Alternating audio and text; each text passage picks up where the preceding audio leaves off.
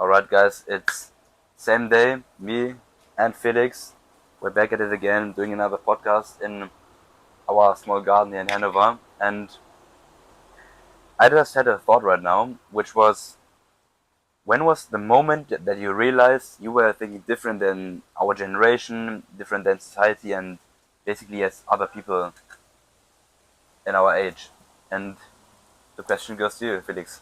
Yeah, I think that's quite an interesting topic. So I think the first moment where I realized I'm like kind of different is like was probably early on because for some context it's been my entire life like pretty easy for me to learn new things and to have a really good memory. So I've like got really good grades in school without learning or studying at all basically.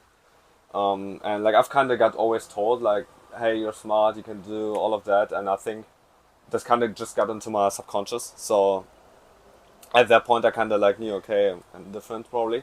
But to kind of get on the entrepreneurial topic where it's like, okay, I want to do different things than most Yeah, people want to do.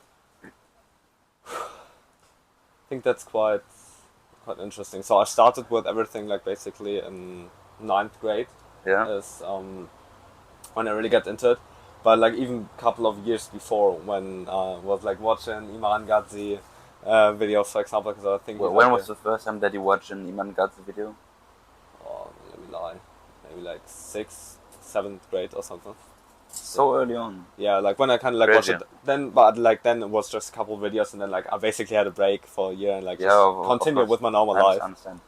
But I think that's kind of the first touch point I had with it, if you want to say it like that. But where I like really took the leap and all of that got into it was like just when I turned 15.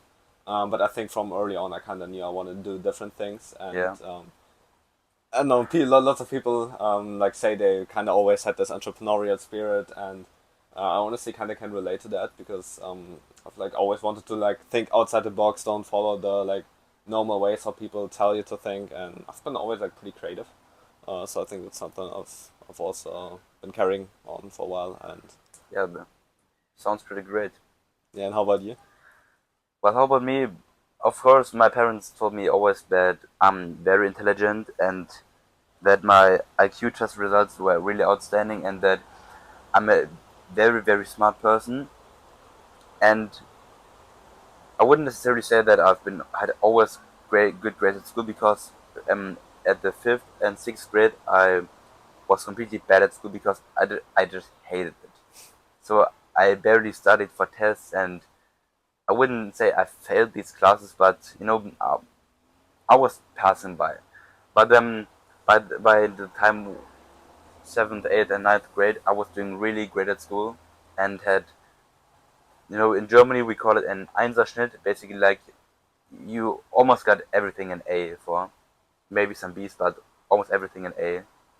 And that's the time where I realized, okay, I'm really really smart, but only like the school smart, and it just confirmed for me that I'm smarter than other people, but not in an arrogant way. It just confirmed what my parents always used to tell me. But the moment I realized I was thinking different than other people was when I started with sports and playing a bit more tennis and working out when I was 12, almost 13, and I was becoming so obsessed with it right away that people, especially my parents, would call me crazy. They'd call me names for being so obsessed with sport, and it just showed me that I just had a passion and for something that most people don't have for, and I pushed through workouts or runs and exhausting stuff just knew most people wouldn't do. I woke up at school, before school at 5 a.m. and went on an early run, and I just knew most people wouldn't do that. And I asked me, yeah, are you also going to run before school? Some of my classmates, and they will tell me, bro, what the fuck? I'm waking up 30 minutes before I go to school. Why would I ever do that? And this is where it clicked for me, and it had nothing to do with being an entrepreneur. Just the mindset. I'm better, but I'm a harder worker, and my mindset is stronger than Yeah. from those around me. And from then on, it began to this mindset began to develop, and it didn't stay at this. Okay, I'm doing sports since I'm more athletic than everyone else, but also okay, I want to be more healthy. I want to be more rich. I want to create my own life, and it kind of came from that point. Yeah, I think as you mentioned, like your parents told you you're very intelligent, and I just feel that your environment has such a big impact because, especially Exactly. in these young years, when people tell you, like they can tell you you're smart, you're intelligent, and you start getting that into your subconscious, and you start believing that you're really smart. But it can also happen the exact opposite. They tell you, I don't know, yeah, you're stupid, you never get anything Yeah, right. of course, and this is kind of where because the opposite was, or the contrast, that my parents were telling me I was really smart. Of course, they were giving me some slaps and calling me names, but they often told me that I was really smart. But when I got into sports, they told me I was really stupid, and from then on it clicked that okay, we live in a different reality. We have different views. Yeah, Maybe you can relate to that as yeah, well. sure, sure. But do you think you need to have this kind of, some people might call it delusional, but this like extraordinary belief in yourself, or like Mm, belief that you're smart, belief that you're something different? well, I wouldn't necessarily say that you gotta believe that you're better, smarter, or all these things, but I would say that you don't need to believe, but you need to be a harder and most importantly smarter worker. And even if you don't believe that, but if you are a smarter and harder worker than everyone else, even if you don't believe that, then you're going to come up with different results most people Mm, do. yeah. So, I mean, of course, that believes that you're a better, a stronger, a more intelligent person helps, but it's not necessary, I would say. Yeah, I think it's quite an interesting thing because personally I have lots of belief where two things are true at the same time. So I believe that like every human is a human and you're not better because you got what billion or a gazillion dollars or whatever. Because every one of us is just a human, and as the Bible Exactly. teaches us, like everyone's the same. But I also feel like to kind of get to that success in life that most of us who are watching this now want, that this aspiration we have for us, I feel like you still gotta believe that you're kind of special because like if you don't have that belief that some people might call delusional. Yeah, but I would also say that everyone has the potential to be special. Not everyone is special, but if you look at the facts, then everyone has the potential to be special, to think outside the box, to be extraordinary. Everyone has that. It may not be that everyone is made to be a bodybuilder, and that everyone is made to be an athlete, that everyone is made to be an entrepreneur, but everyone has at least the potential to be special and make something extraordinary in life, more than just clocking in, clocking out, 9 to 5, 9 to 5, paycheck to paycheck, and you know, marrying at 30, being unhappy, getting some kids, growing them up but in a bad way, and realizing at 50 that all you've been doing was wasting your time. Yeah, I just want to add to that point because I think that what I mentioned before, like that belief that kind of pushes you through hard Mm. phases because like okay, like good things are gonna come my way because it's just gonna happen because like God wants only good things for us and Exactly. everything. It's kind of like yin and yang, and sunshine and rain, and joy and pain, as Andrew Tate said. The good times, they're not gonna last forever, but so do the bad times. Because oftentimes it's like we think, yeah, I'm having such a fun time right now. This is going to last forever. No, it's not. The good times are going to come to an end, but so do the bad times. Because then, at the opposite, when we're in those bad times, when we're facing adversity, we're often like, "Oh God, this isn't.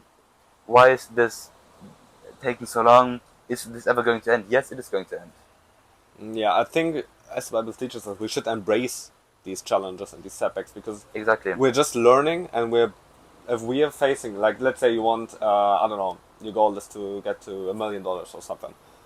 On that path to get to $1 million, you got to become the person who's worth achieving $1 million, and Exactly. in order to become I that mean, person.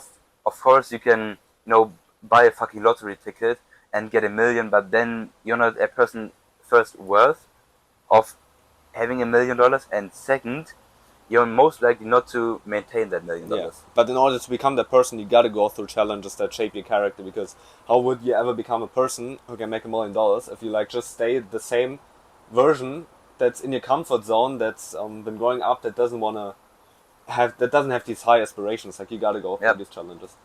exactly, and that's why I don't understand why so many people are like, my life is so shit. I got so much work to do. I got this. I got this. My life and your life as well is full of work and full of stress. where our minds are running 24/7 like crazy, and maybe sometimes we even can't go to bed at night properly, Yeah. or wake up and immediately fully stressed, fully in work mode.